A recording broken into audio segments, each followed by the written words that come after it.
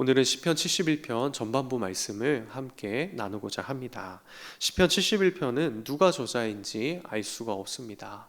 그래서 이 시를 지은 배경도 확실하지 않은데요. 시의 내용이 다윗의 시와 비슷하고 또 구약 성경의 헬라어 역본인 72역에서는 다윗의 시라고 표제가 붙어 있다는 점에서 몇몇 학자들은 다윗이 지었을 것이다 라고 예상하기도 합니다. 하지만 우리가 읽고 묵상하고 있는 이 한글 개역 개정 성경에서는 그러한 정보들이 제공되어 있지 않기 때문에 순전히 본문의 내용을 통해서 시인의 마음이 어떠한지, 그리고 시인이 노래하는 하나님이 어떤 분이신지를 함께 살펴보고자 합니다. 시편 71편 시인이 노래하고 있는 하나님은 이런 분이십니다. 하나님은 우리의 피할 반석이 되시고요, 요새가 되시고 소망이 되시고 피난처가 되십니다. 좋은 말은 다 붙인 것 같아요. 71편 처음부터 끝까지 내용을 보니까요, 시인은 지금 노년기에 있는 것 같습니다. 노년기에 접어든 사람의 특징은 무엇일까요? 여러 가지를 이야기할 수 있지만요, 우선은 나이가 많습니다. 젊은이보다 노년기에 접어드신 분들은 오랜 기간, 오랜 시간을 인생을 살아왔습니다. 연륜이 있고요, 경험이 많습니다. 인생의 지혜가 젊은이들에 비해 더 많이 있는 것이죠. 삶의 어려움, 고난, 시련이 다가오면 우리는 어떻게 할까요? 지금 이렇게 영상을 보고 계신 여러분들처럼 하나님 앞에 매달리고 또 우리의 모습을 주님께 기도합니다. 그리고 하나님께서 주시는 힘과 능력과 지혜를 가지고 이 어려움을 이겨내는 것이죠. 그리고 때로는 삶에 찾아온 고난과 시련이 이해되지 않을 때도 있습니다. 그런데 삶을 살다 보면 조금 시간이 지난 뒤에 그 고난의 또 시련이 내 삶에 영향력을 끼치는 것들이 조금 지난 후에 되돌아보니까, 하나님께서 나에게 이렇게 역사하셨구나, 이런 생각을 하게 될 때가 있죠. 나이가 많고 연륜이 많고 인생의 노년기에 접어들었다는 것은 이런 의미입니다. 그만큼 삶의 고난 그리고 시련, 이것을 이겨냈던 하나님의 은혜를 더 많이 경험했다는 의미입니다. 물론 젊었을 때 하나님께 집중하지 못하고 자기 마음대로 살았던 사람들은 예외가 되겠죠. 그런데 오늘 시편 71편의 시인의 경우 신앙의 모습을 유지해 왔고요, 믿음으로 인생을 노년에 이르기까지 살아왔습니다. 그런 경우에 우리가 믿음의 인생을 한창 살았을 때, 우리가 지금부터 좀 더 많은 인생을 살고 우리의 삶을 되돌아보았을 때 깨달을 수 있는 그 지혜를 시편 71편에서 우리가 얻을 수 있다는 것이죠. 시인이 오랜 기간 경험했던 하나님은 어떤 분이실까요?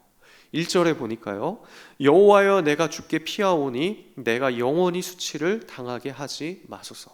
3절에 주는 내가 항상 피하여 숨을 바위가 되소서. 주께서 나를 구원하라 명령하셨으니 이는 주께서 나의 반석이시요 나의 요새이심이니이다. 또 5절에 보니까요, 주 여호와여 주는 나의 소망이시요 내가 어릴 때부터 신뢰한 이시라. 7절에 나는 무리에게 이상한 징조같이 되었사오나 주는 나의 견고한 피난처시오니. 시인이 지금까지 인생을 쭉 살아온 것을 되돌아보니까요, 주님이 어떤 분이십니까? 주님은 우리가 피할 유일한 곳이 되시고요, 우리가 숨을 바위가 되시고요, 반석이 되시고요, 요새가 되십니다. 주님은 우리의 소망이 되시고요, 우리의 견고한 피난처가 되십니다. 혹시 좀 잘 안 와닿으시는 분 계십니까? 아마 이 시편 기자도 우리를 향해서 이렇게 이야기하고 있을 거예요. 일단 한번 인생을 살아봐. 그러면 되돌아보면 이런 하나님을 알 수 있을 거야. 그렇게 말이죠. 뭐든지 처음 하면 잘 모릅니다. 아이를 처음 키워보면 잘 모르고요, 결혼도 처음 하니까 관계하는 것이 힘들고요, 또 사람들과 또 관계를 맺는 것도 마찬가지고요. 또 직장에 처음 들어가면 무엇을 어떻게 해야 되는지 잘 모릅니다. 마찬가지로 신앙도 처음이면 어렵습니다. 우리가 예수 그리스도를 영접하고 나서 우리 속에 뭔가 믿음이라는 것이 생겼는데 처음부터 이 믿음을 어떻게 유지하고 어떻게 살아가야 되는지를 잘 알 수가 없는 것이죠. 결국 우리는 신앙의 전쟁터에서 이미 전투를 치러본 경험자들의 말을 기울일 필요가 있는 것입니다. 오늘 본문 5절에 보니까요, 주 여호와여 주는 나의 소망이시요 내가 어릴 때부터 신뢰한 이시라. 시인은 자신이 어릴 때부터 하나님을 신뢰했다고 말하고 있어요.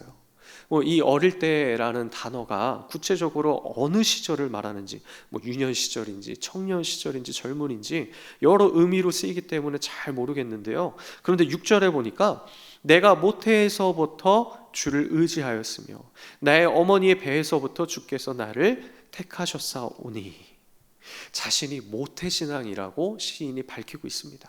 그러니까 일평생 믿음 안에서 떠나지 않고 하나님을 경험해 온 것이죠. 그렇게 일평생 살아와 보니까 하나님이 어떤 분이십니까? 하나님은 피할 반석, 요새, 소망, 피난처가 되십니다. 앞으로 우리가 인생을 살아갈 때 이것은 확실합니다. 우리에게 고난과 시련이 다가올 수 있습니다. 아니, 지금 우리가 그런 상황에 있을 수 있습니다. 그런데 하나님은 이 시인이 고백하는 것처럼 우리의 피할 반석이 되십니다. 하나님은 우리에게 가장 안전한 요새가 되십니다. 하나님은 우리의 소망이 되십니다. 하나님은 우리가 피할 유일한 피난처가 되십니다. 이 말씀 부여잡고 이번 한 주간도 살아갈 수 있으시기를 축복합니다. 이렇게 하나님이 우리의 피할 반석, 요새, 소망, 피난처가 되심을 알았는데, 그러면 우리의 삶은 어떻게 살아야 할까요? 시인은 14절에 이렇게 말합니다. 나는 항상 소망을 품고 주를 더욱더욱 찬송하리이다. 첫 번째로 우리가 해야 할 것은 무엇입니까? 하나님을 찬송하는 것입니다. 시인이 하나님을 찬송한다. 언제 찬송합니까? 나는 항상 찬송한다라고 고백하는 것이죠. 지금 시인의 상황은 좋지 않습니다. 어떤 환경인지는 잘 모르겠지만 대적들이 시인을 둘러싸고 있습니다. 찬송을 하려면 뭔가 우리 삶 속에 승리가 일어나고 내 삶에 열매가 있고 뭔가 이 잘 되는 일들이 있어야 되지 않겠습니까? 그런데 시인은 찬송이 나올 만한 상황에 있지 않아요. 절망적이고 어려운 상황에 있습니다. 그런데 무엇을 외치고 있습니까? 나는 항상 주를 더욱 찬송하리로다. 입술의 찬송이 도저히 흘러나올 수 없는 그런 상황 속에서도 내가 항상 더욱더욱 주님을 찬송하겠습니다라고 다짐하고 있는 거예요. 고난이 있는데, 원수들이 자신을 둘러싸고 있는데 주를 더욱더욱 찬송하겠다고 하는 것은 제정신이 아닌 것 같아요. 상황에 함몰되어서 미쳐가는 것이 아닌가 의심이 되기도 합니다. 어떻게 이런 일이 일어날 수 있을까요? 시인은 하나님을 더욱더욱 찬송할 수 있었던 이유가 그 앞에 나온 것처럼 소망을 품었기 때문입니다. 나는 항상 소망을 품고 주님을 더욱더욱 찬송하리이다. 시인이 품은 소망이 무엇입니까? 우리가 앞에서 살펴본 것처럼 하나님은 우리의 피할 반석이시오, 요새이시오, 소망이 되시고 피난처가 되신다는 믿음입니다. 모태에서부터 하나님을 믿고 지금까지 살아오면서 이런 하나님과 교제해 왔던 거예요. 하나님께서는 내가 어떤 상황에 있다 할지라도 나를 반드시 구원해 내실 것이다 라는 믿음이 확고하게 있었습니다. 수많은 과거의 인생의 경험들을 통해서 이것을 보았습니다. 그래서 시인은 나는 항상 소망을 품고 주를 더욱더욱 찬송하리이다 라고 고백하고 있는 것이죠. 우리가 잘 아는 바울과 실라도 옥에 갇힌 중에 기도하며 찬송했습니다. 또 고린도후서 12장 10절에 보면요, 그러므로 내가 그리스도를 위하여 약한 것들과 능욕과 궁핍과 박해와 곤고를 기뻐하오니 이는 내가 약한 그때에 강함이라. 우리는 약하지만 하나님은 강하십니다. 예수 그리스도를 위하여 산다는 것은 우리가 약함으로 사는 것이 아니라 하나님의 강함으로 사는 것입니다. 이것이 우리의 소망인 것이죠. 하박국 선지자도 이렇게 고백합니다. 비록 무화과 나무가 무성하지 못하며 포도나무에 열매가 없으며 감람나무에 소출이 없으며 밭에 먹을 것이 없으며 우리의 양이 없으며 외양간에 소가 없을지라도 나는 여호와로 말미암아 즐거워하며 나의 구원의 하나님으로 말미암아 기뻐하리로다. 선지자는 무엇으로 말미암아 즐거워하고 기뻐하고 있습니까? 여호와 하나님으로 말미암아 즐거워하고 기뻐하고 있는 거예요. 우리에게 하나님에 대한 확고한 믿음, 소망이 있다면 절망적인 상황 속에서도 항상 소망을 품고 더욱 찬송할 수 있는 것입니다. 이것이 사실 말이 안 되는 이야기잖아요. 그런데 그리스도인들에게는 하나님의 은혜가 임하고 소망이 임하면 이것이 말이 되는 이야기가 되더라고요. 어떤 상황 속에서도 우리의 반석이시고 요새이시고 소망 되시며 피난처 되시는 하나님의 소망을 갖고 항상 찬송하며 살 수 있으시기를 축복합니다. 두 번째로 우리는 항상 주님을 전해야 합니다. 15절 16절에 보니까 이렇게 말씀합니다. 내가 측량할 수 없는 주의 공의와 구원을 내 입으로 종일 전하리이다. 내가 주 여호와의 능하신 행적을 가지고 오겠사오며 주의 공의만 전하겠나이다. 시인은 지금 무엇을 전하겠다고 고백하고 있나요? 15절에 보니까 측량할 수 없는 주의 공의와 구원을 전하겠다 이렇게 말하고 있어요. 하나님의 구원의 은혜는 어떻습니까? 측량할 수 없대요. 우리는 죄인이었습니다. 죄의 종노릇 하다가 영원히 멸망할 그런 인생이었어요. 그런데 하나님께서는 우리를 특별히 사랑하셔서 공의와 구원의 은혜를 베풀어 주셨습니다. 자신의 아들이신 예수 그리스도까지 희생하심으로 죄인인 우리를 살려내셨습니다.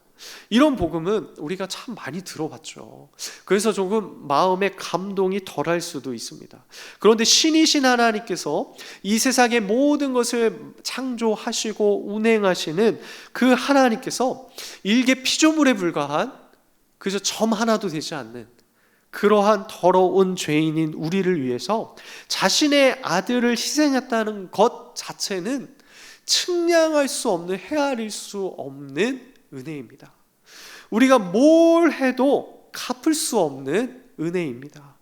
찬송가 304장에 보면 그 크신 하나님의 사랑이라는 이 찬양에 보면 3절에 이렇게 노래합니다.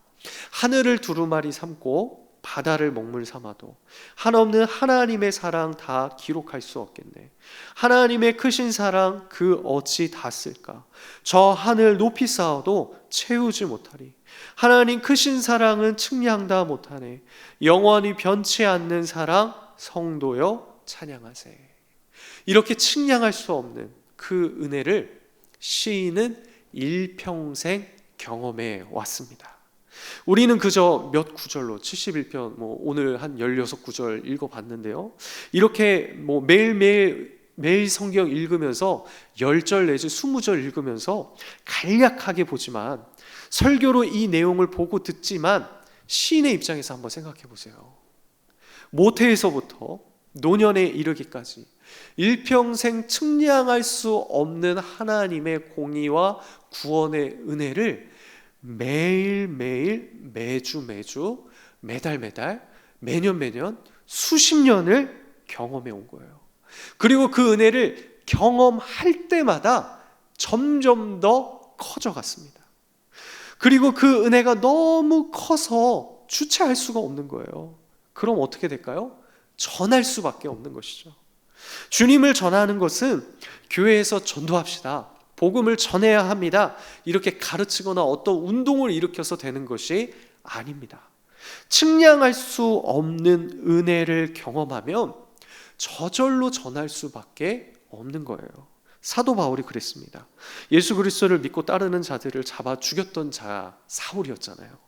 다메섹으로 가서 예수 그리스도를 믿는 자들을 죽이는 그런 일들을 시행하기 위해 공문을 들고 가고 있었잖아요.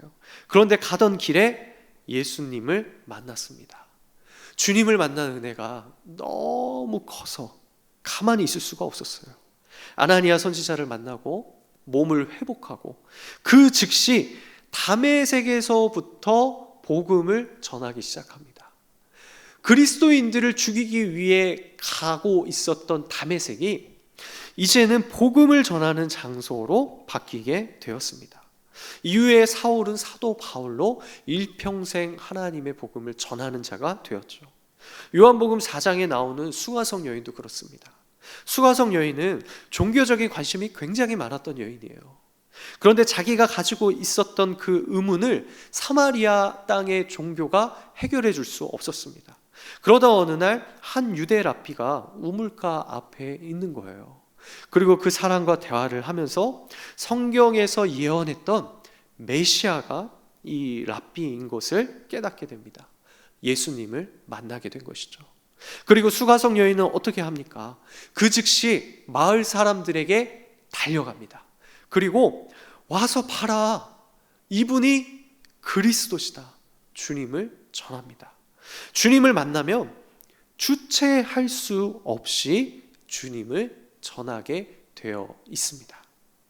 사랑하는 성도 여러분, 오늘 밤 우리가 기도하는 가운데 예수 그리스도를, 하나님의 은혜를 더 선명하게, 더 크게 만났으면 좋겠습니다. 우리의 피할 반석이시고 요새이시고 소망 되시며 피난처이신 하나님을 기도하는 가운데 우리가 만났으면 좋겠습니다. 신앙생활을 1년을 하고 10년을 하고, 아니 모태에서부터 수십 년 해오면서 매일매일 하나님을 경험하지 못한다면 그것보다 슬픈 일이 어디 있을까요? 하나님을 만나면 주체할 수 없어서 인생이 바뀌어지는데 견디지 못할 그 은혜를 경험하지 못한다면 우리는 너무나도 몸이 건조한 그런 신앙으로, 그런 믿음으로 살아가게 될 것입니다. 오늘 시편 기자의 고백처럼 일평생 살아온 자신의 은혜를 고백하고 있는 이 71편의 시편 기자처럼 우리도 그 하나님을 매일매일 만났으면 좋겠습니다. 우리 인생의 어려움, 고난, 시련, 그것은 우리가 해결할 수 없습니다. 하지만 기도하는 가운데 우리의 반석 되시고 요새 되시고 소망 되시고 피난처 되신 하나님을 만나면 정말 거짓말처럼 모든 게 다 해결됩니다. 이건 만나본 사람만 알아요. 만나보면 해결되는 것을 경험하게 됩니다.